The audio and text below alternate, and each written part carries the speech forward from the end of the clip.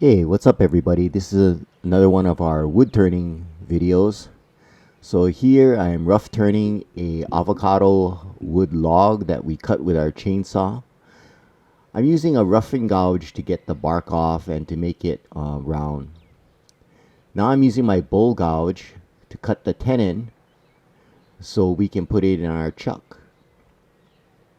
So this is an avocado wood log that we had under our stairs drying out. So now I'm using actually a spindle gouge to smooth it out and get the shape. So I pretty much got my rough shape down. I'm putting on my chuck and remounting the blank inside the lathe. So I'm using the spindle gouge to basically scrape the shape. We found this to be easier to do on wood like the avocado wood.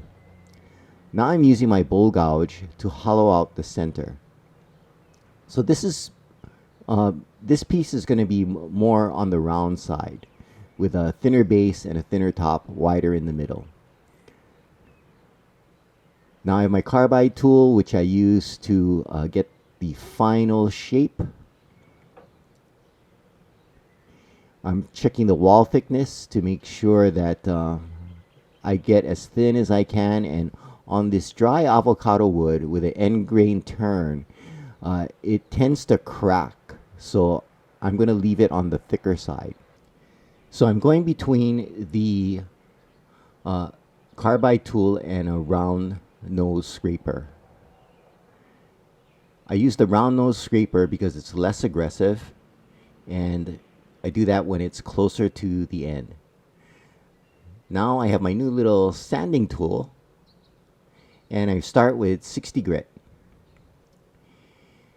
When doing this end grain avocado wood, I try to get the thickness down mainly with rough sanding. What you saw there is I'm filling in some of the cracks because of the tear out with some UV resin. So I'm using my disc sander on my drill to flatten out the resin that I set, and I'm back to sanding. After the 60, we go to 120, then 240, and then all the way up to 400. So right now, what I'm doing is I'm putting on some sanding sealer onto the piece, with the piece spinning at the lowest speed of the lathe. Now, this is not working out really well because it was really hot and sunny today, and everything was just drying out too fast. And I was kind of making a mess, dropping it on the lathe and everything. So I decided, okay, I'm just going to stop, turn off the lathe, and turn the piece by hand. And this worked out way better. I mean, you can kind of see it. The camera's a little off, but got way better coverage here. Normally, if I do this when it's cloudy outside and with the thing spinning, it works all right. But it was just way too hot and sunny today. So I'll cover the whole piece with one coat of the sanding sealer. And I just started using sanding sealer. I didn't use it before, but I highly recommend it. The finish comes out way better. The piece comes out way smoother, and it really makes the grain and everything pop.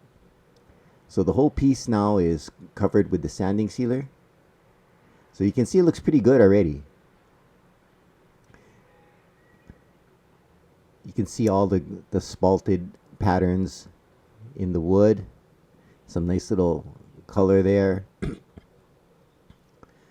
So now what we're going to do is we're going to run the piece with 2000 grit sandpaper and take off all the high spots, make it like super smooth. Just barely touching, barely any pressure, just to get the high spots off. And now I can feel it with my left hand. The piece gets smoother and smoother with each passing second. Done with the sanding there, and now we're getting time to finish. So I'm cleaning it with the clean paper towel, and be sure to use a clean paper towel because you don't want to put dirt back onto the thing that you just polished. So now I'm ready for the finish. I use the Mylan's high build friction polish, which is basically a shellac. So I'm going through the same process with a clean paper towel. Put some of the solution onto the paper towel and just gently wipe it on.